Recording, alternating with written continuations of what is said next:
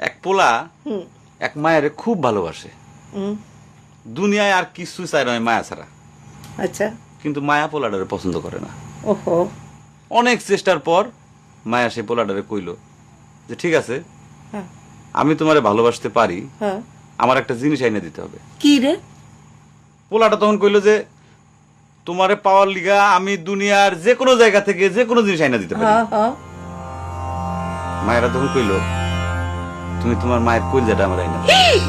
কি ক- কি ক- কি কি কি- শুনোই না, কি গল্প শোনালি দিদু? পোলা তখন দৌড়াইতে দৌড়াইতে তার মায়ের কাছে গেল।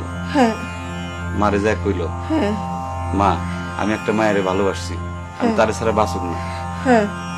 কিন্তু ওই মায়া আমার একটা জিনিস নিয়ে যাইতে কইছে, সেটা হলো তোমার কলিজা। তুমি যদি তোমার কলিজাটা আমারে দাও, ওই মায়াটা কলিজাটা পাইলে আমার ভালোবাসবে। মা তখন কইল তুই আমার একমাত্র বুকের ধন, তোর সুখের জন্য আমি সবকিছু করতে পারবো। পরে মা বুকটা ফাইরা কলিজাটা বাইর কইরা পোলার হাতে দিল। আহারে মা। পোলাটা কলিজাটা হাতে পাইয়া যে কি খুশি, মা দৌড়াইতেছে দৌড়াইতেছে দৌড়াইতেছে, দৌড়াইতে দৌড়াইতে হঠাৎ রাস্তার মধ্যে উষ্টা খাইয়া পড়ে গেছে। হাতের কলিজাটা হাতের থেকে ছুইটা রাস্তার মধ্যে পড়ছে। তখন মায়ের কলিজাটা কইতাছে ব্যথা পাইছো বাজান? মা, কোন মায়া যদি এইরকম কয়, সেই মায়ের আমি, আমার মনে হয় জগতের সব মায়া একরকম। মা আমি পারবো না, মা আমি তোমার ছাড়া আমি থাকতে পারবো না। মা